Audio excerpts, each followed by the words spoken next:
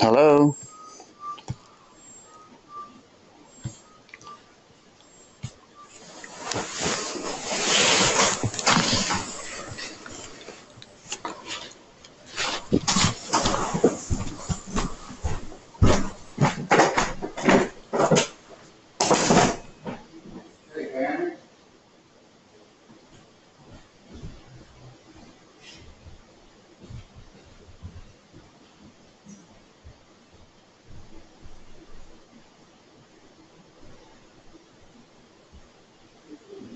Start talking. What?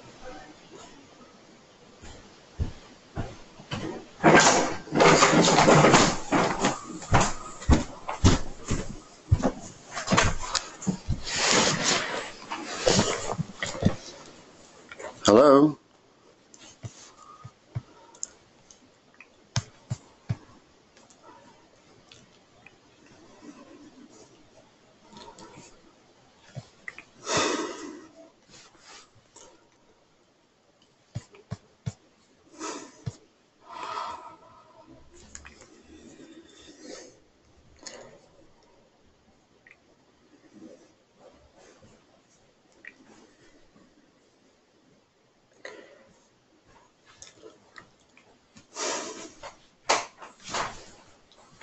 Do I start? I mean, there's nobody saying anything.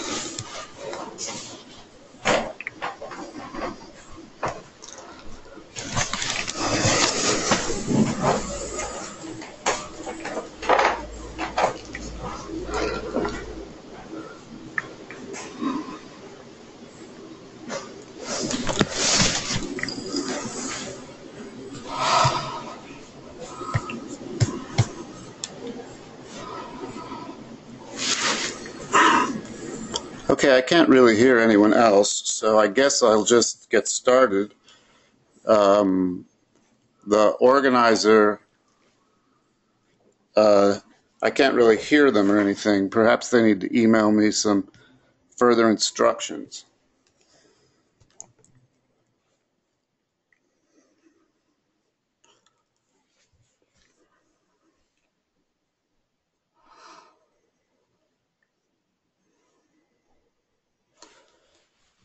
Okay, well, I don't know if anybody's listening, but I will just start speaking.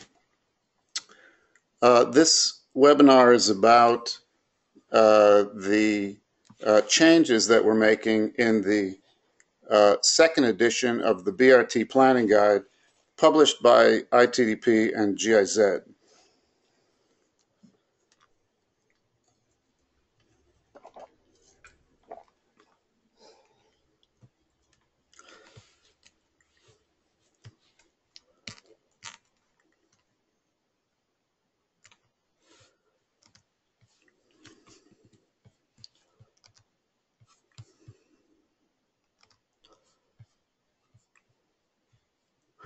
The main changes in the BRT Planning Guide are primarily involve Chapter 2, which is covering why bus rapid transit, which is the chapter that was quite controversial in the first version, which compares bus rapid transit to light rail and to heavy rail in terms of a number of things such as capacity, speed, performance. And this version has a lot of new data, and it's better grounded in the approach that was also used by the Transit Capacity and Quality of Service Manual, third edition, which is much better than the previous one. Chapter 6 of the new BRT Planning Guide covers service planning. This is a major change in this version. The new service planning chapter covers how to make a lot of critical decisions for service planning. Before, this was pretty much a black box. There's a whole new chapter on institutional structures and business planning, and this version of the planning guide is trying to sort of define what constitutes best practice in terms of institutional structures. There's a lot more guidance on industry transition methodology. There's new completely new section on infrastructure, which has much more details about the construction and the engineering side, and much more details on station design. To me, these are the most important changes in the new BRT planning guide. It's also much more in sync with and correlated to the BRT standard, which is a continual reference point throughout the new planning guide. Chapter 2 revisions. I would like to emphasize that we do need additional data. So if anybody has more data than we have, this would strengthen the new version of the guide. First of all, we compiled data from about 100 BRT, LRT, and heavy rail transit systems, and we developed some new estimated average cost data for both developing and developed countries. Curiously enough, we found that BRT systems per kilometer of capital cost were almost the same in developing and developed countries. There was not enough data about light rail in the developing world to have a cost comparison, and in the heavy rail sector, the cost of the heavy rail system was about 4 times higher in the developed world than in the developing world.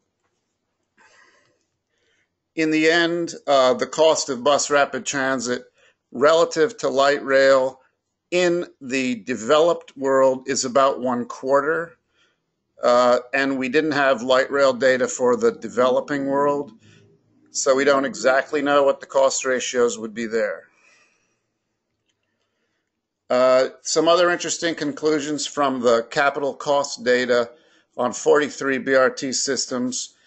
In addition to the fact that there's not a lot of difference between developed and developing country costs, we also found we rated each of these systems in terms of how they rate in the BRT standard, and there was no significant cost difference between bronze standard BRT systems and silver standard BRT systems, but the gold standard systems cost roughly double what the bronze and silver standard systems cost. A lot of these were bigger systems, so they had more extensive and sophisticated infrastructure.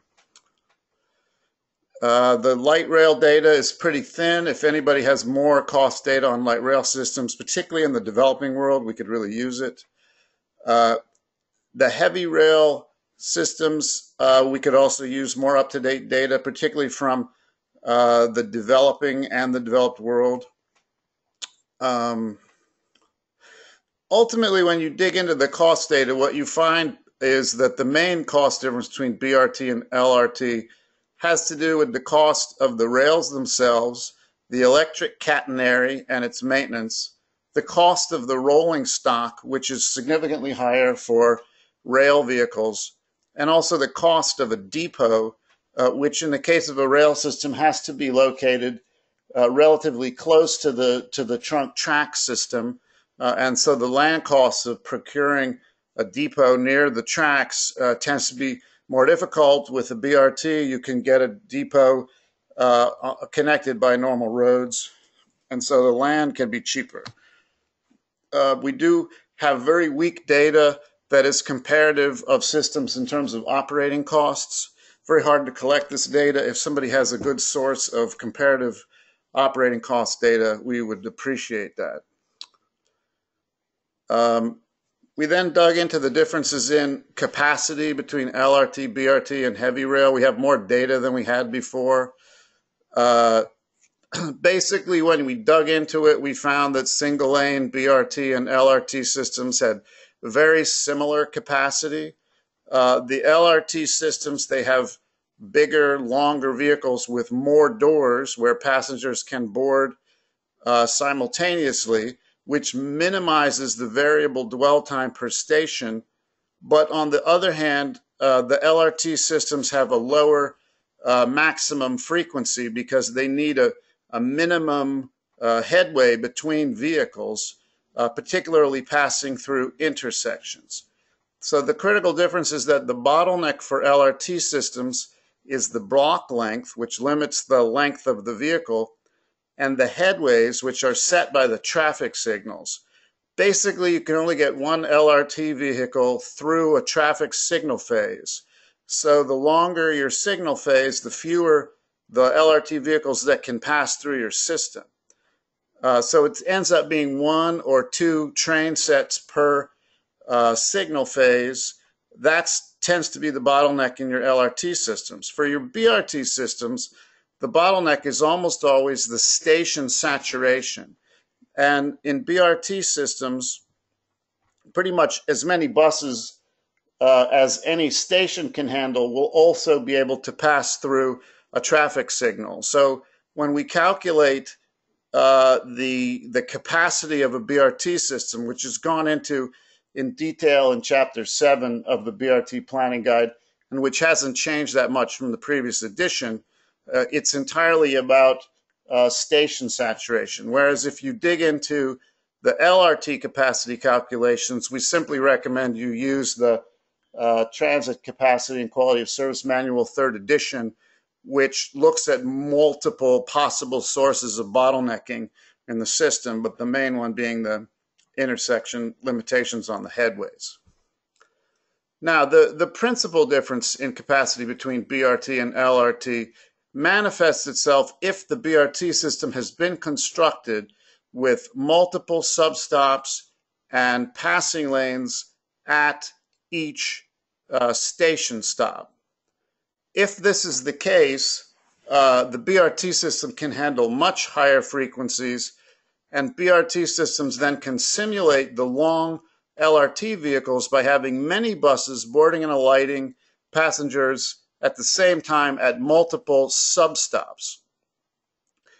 As I mentioned, BRT systems don't have the constraint at the traffic signal, so in the end, BRT systems can end up having much higher capacity than LRT so long as they've got this passing lane. It's also interesting, if a BRT system has the passing lanes, it can introduce limited stop services that don't stop at the saturated station. And in this way, the capacity of the system can be greatly expanded by using more sophisticated service planning techniques. These techniques are not available to light rail because light rail can't really pass another light rail vehicle, so the possibility of complexity of limited stop services don't exist with light rail.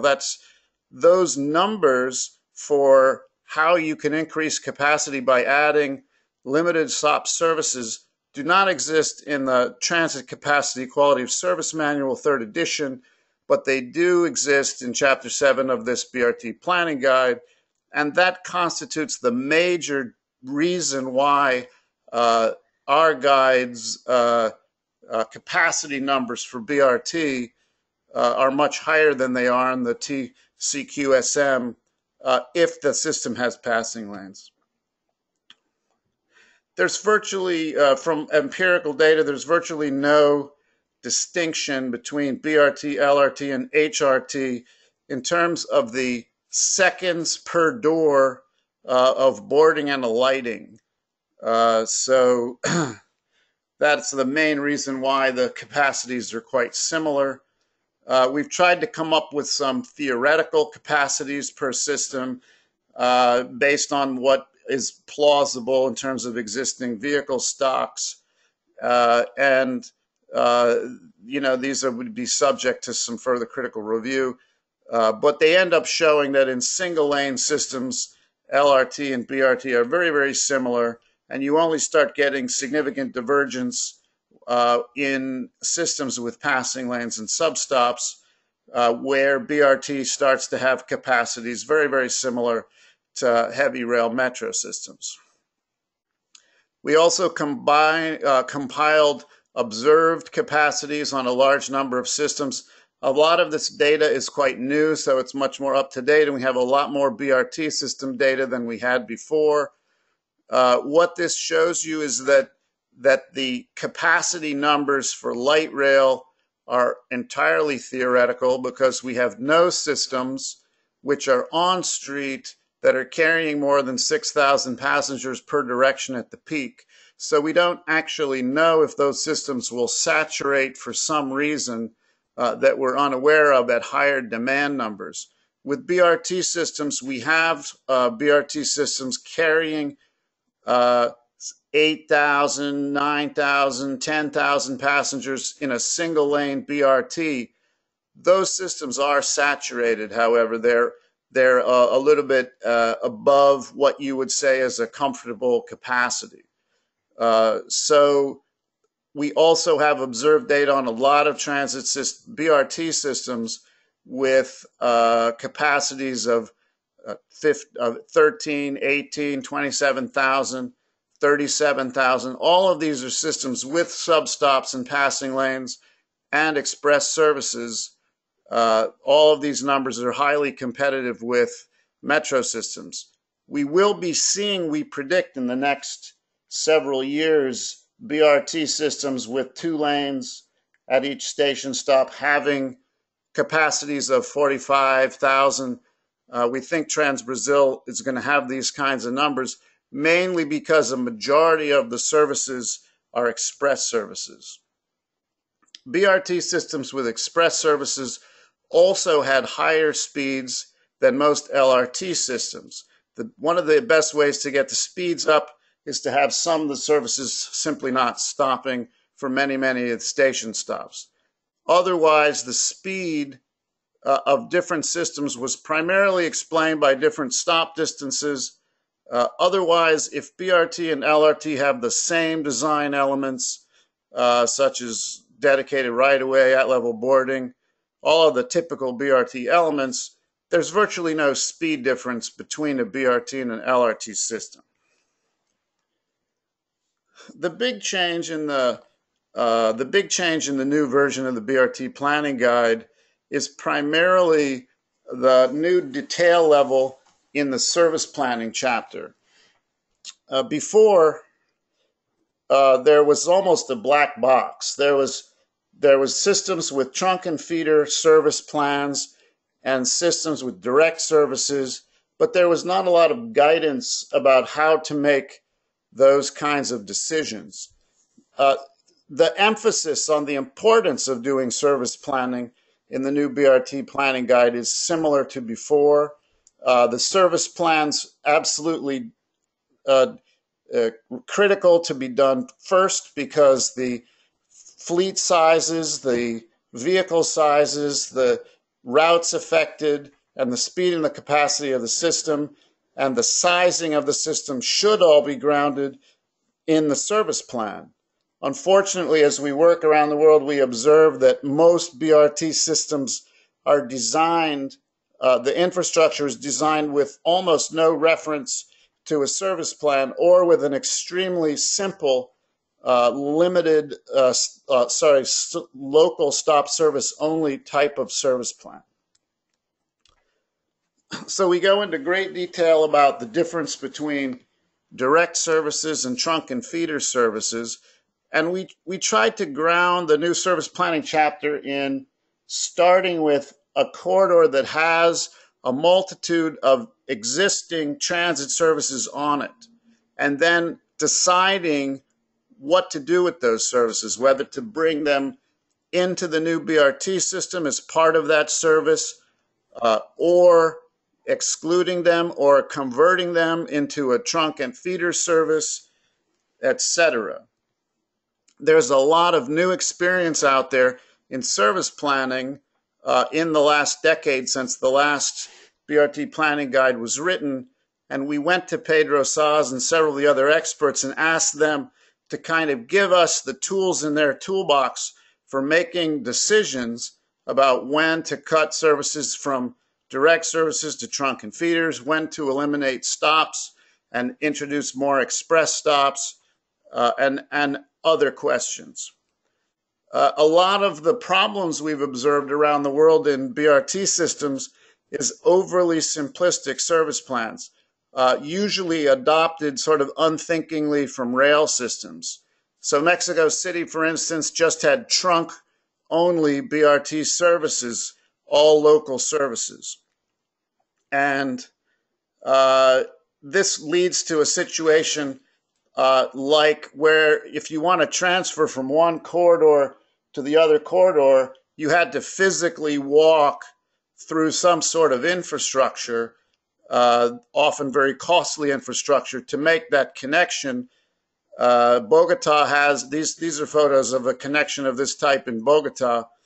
Most of those connections in Mexico City simply happen on the street, and they end up saturating those transfer stations rather than simply having the bus turn the corner. We have this exact problem in Jakarta, where there was initially services that only ran up and down trunk lines without any services, just turning from one corridor to the other to avoid that station saturation. And the result was this sort of a phenomenon at the main interchange station, where everybody was forced to transfer, causing a massive bottleneck. Over time, however, most of these systems, Jakarta included, have introduced intercorridor routes. Ahmedabad has done so. Ahmedabad is also introducing now direct service routes, and the bottlenecks are slowly being resolved by this sort of retrofit. Reavaya in Johannesburg was introduced with a combination of trunk and feeder, and also complementary routes, which are bus routes that operate in mixed traffic, join the trunk corridor, and then leave it again, requiring door configurations compatible on one side of the bus with elevated platforms and curbside boarding on the other side of the bus. The Guangzhou BRT system revolutionized in a lot of ways the way we think about service planning by introducing a corridor that has only direct services, with virtually none of them operating solely along the trunk.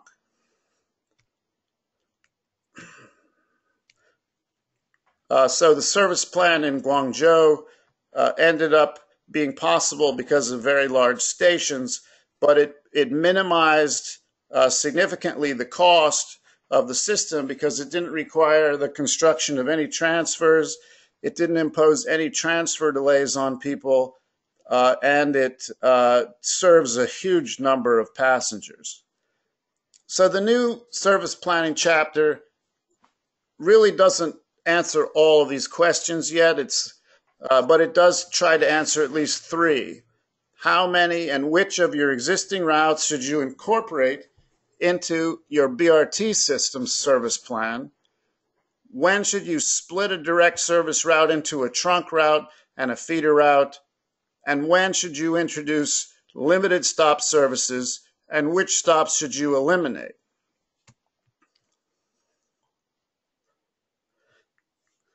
The basic principle that we begin with in the new chapter is you should incorporate all of the services that you possibly can.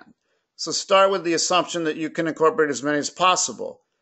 Then you're going to first have to eliminate those routes that have so little overlap with your trunk corridor that the time savings benefit for that route of joining a BRT trunk route isn't even enough to justify the cost of buying a new bus that would be compatible with that trunk infrastructure. So as a rule of thumb, pretty much we just eliminate a service that only overlaps with the trunk corridor for maybe 20 or 30%. We figure it's just not worth it. Secondly, if there are services that are outside of the administrative authority of the BRT system regulator, it's generally a good idea to exclude those services also, because you won't be able to control the type of vehicle or the quality of service. That would include oftentimes intercity buses, charter buses, anything remaining in the informal economy, anything with a bus type incompatible with the BRT trunk infrastructure. Finally, you want to eliminate any service that is going to saturate the trunk corridor. So a lot of the new service planning chapter is focused on how to pick those routes and prioritize them. And it comes out with the following rule of thumb. You should first rank the routes, that currently existing routes, based on the maximum numbers of passengers on that route that passes your saturated station, your highest demand station, and consumes the least amount of dwell time at that bottleneck station. So you're going to incorporate as many routes as you possibly can, putting as little demand on that bottleneck station as possible. So you're going to rank order all your routes based on that metric, which is a new metric we're introducing, and then you're going to keep introducing them until the benefits of adding that last route into the BRT service are outweighed by the costs you're imposing on the BRT system from slowing down that service because of station saturation. This is all explained in greater detail in the guide, but this is a little bit of a new way of thinking about which services to include in a BRT system based on minimizing station saturation, but serving as many passengers as possible. It then goes into some considerable detail about the advantages and disadvantages of direct services, trunk and feeder services, and hybrids of those two options. First of all, direct services, as it turns out, require less fleet because of the peak effect. And the planning guide has some details about this peak effect and its impact on the necessary fleet size that I'll cover very, very briefly. The other main advantage of direct services is that it avoids multiple significant costs and delays imposed by the need for the transfer. In most cases, these costs combined are greater than the benefits that can be achieved from switching to a trunk and feeder system. So the new guide is pretty much promoting a direct service model and moving away from a trunk and feeder model, which tended to predominate the previous version of the guide. The benefits of a trunk and feeder system are pretty much reducible to the ability to optimize the bus size and the bus type. Basically, what this means is you can introduce bigger buses for more of the trips, which have higher efficiency. Second of all, some systems have so much saturation of their station platforms that direct services leave more passengers sitting, waiting for their bus to come, and as a result, the station platforms tend to saturate. So if you have a station platform saturation problem, you might have to shift some of those services to trunk services just to clear your platforms. And the third point is that it may slightly improve the regularity of service on your trunk.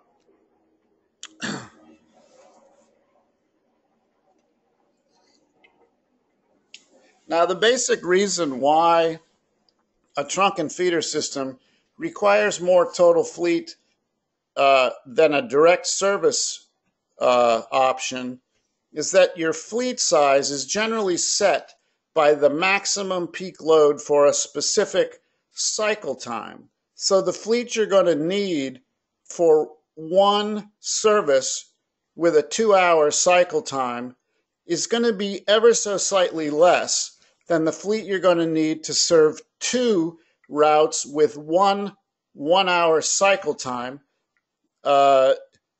in most operating conditions. And that difference is measurable, and we run some examples of where this is the case.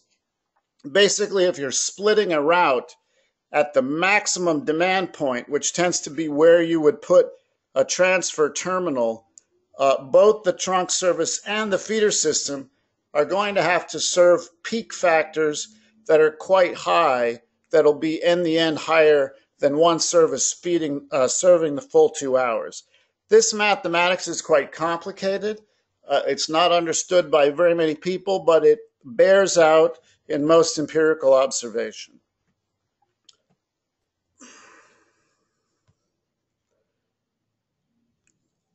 We also show some sort of generalizable parameters as to when you can expect to get some sort of significant benefit from bringing in larger buses. If you have a BRT system with a very long trunk route and a very short feeder section that's only a little bit past the trunk, and you have many routes sharing that long trunk route, in that condition, there's going to be a big economic advantage of shifting a lot of that demand onto a much smaller number of very large trunk vehicles.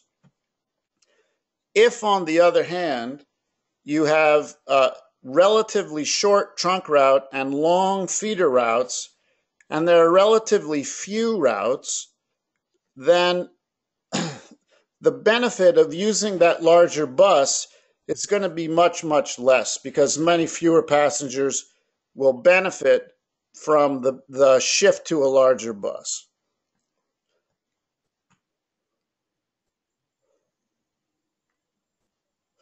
Now, not all bus routes are going to benefit equally from the conversion to trunk and feeder. The routes that are going to benefit the most from a trunk and feeder service are relatively low demand routes because it's like joining a co-op. They tend to have smaller vehicles, and those little routes are going to have a bigger benefit by having more of their trip handled by a single large bus. So the way we prioritize which routes to incorporate into a trunk feeder system is we start by the routes that bring the fewest passengers to the trunk route. And those little routes, they have a big benefit. The other thing, the more of those routes that you bring into the trunk and feeder system, the more the economic benefits of shifting to trunk and feeder. So trunk and feeder becomes something like a black hole. Once you've gone down that route, it becomes cheaper and cheaper to add additional routes. So if you work out the cost-benefit analysis for multiple possible alternatives, you end up with pretty good savings from vehicle size optimization if you've got a long trunk and short feeder routes. And then your costs would go up if you had the opposite, etc. You have to weigh those benefits of being able to use larger buses for your small routes against another long list of costs. One cost is naturally a new delay of walking from your one bus route to the other bus route, of the buses themselves entering and leaving the terminal, and the buses reaching the terminal. Because generally speaking, the terminals are not right on the trunk route, and there's a lot of delay getting your buses to the terminal. And a third type of delay is that you're not going to build a lot of transfer terminals, so the transfer points, some of your routes are going to get rerouted to a transfer terminal that's not necessarily where you would have wanted your original bus route to depart from the trunk corridor. So there's a kind of indirectness of route that's imposed on your routing structure. So some examples of this are done with the mathematics and from real-world examples. For instance, here's an example of a transfer terminal in Brazil that's 600 meters off the trunk corridor. That 600 meters is time, operational cost delay for all those buses going in and out of that transfer terminal. This is very, very typical because it's usually very difficult to find the land directly on top of your trunk route. So when you add up all these benefits and all these costs, the number of cases where trunk and feeder systems make economic sense are relatively few, but they're not non-existent, and we've tried to lay out where those conditions would apply. Then we turn to the question of when to remove stops. We essentially start with the parameter that in most dense urban areas, the optimal distance between station stops is about 450 meters. And obviously this would vary if your urban form had clusters of trips and specific trip origins and trip destinations. But in a typical urban area, that's a optimal stopping distance. So if you've got an existing service with stops that are far more frequent than this, as is very typical in the United States, where you'll often have a stop much, much more frequently, often every 3-4 blocks, it's usually optimal to remove those stops. Now, you're going to remove those stops first based on if there's no demand, and secondly, if they're right next to another stop. So those are two parameters you'd use to eliminate stops. You obviously want to eliminate stops because each stop introduces a lot of delay. And a lot of your BRT systems in the US, for instance, or what they called BRT in the US, for example, the Metro bus services in Los Angeles, primarily all they did was eliminate stops that did bring benefits. Now the question becomes, when should you add a second service on top of your local service, which skips even more stops? And the first parameter is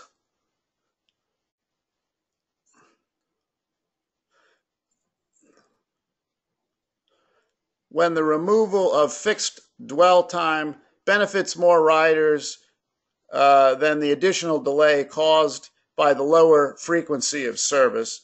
And secondly, when adding a service reduces the irregularity of boarding and alighting delay. Now, this irregularity factor turns out to be kind of important because when you get frequencies in a service of, say, more than 30 buses per hour, you end up with the buses bunching up, and this ends up causing a lot of delay and cutting your capacity. So if you've got buses more than, say, 30 per hour, it's a good idea to start introducing limited stop services if only for the benefit of reducing irregularity, with about 22 buses per hour being optimal. Now, there are two conditions where adding a limited stop service is quite obvious. The first one is when the demand is so high on a single route that the frequency is greater than 30 buses per hour. As I just mentioned, this reduces the irregularity, and it almost inevitably will bring benefits for everybody. The frequency is still so high for the two services that the demand has been split between that there's no significant loss in terms of additional waiting time, and there's a big benefit in terms of reduced bus bunching and irregularity. Now, the other obvious time it makes sense to introduce a limited service is if the demand is highly concentrated in a relatively limited number of station stops. Then we run some mathematical examples, and we tested some where the demand was pretty evenly distributed between one station and another.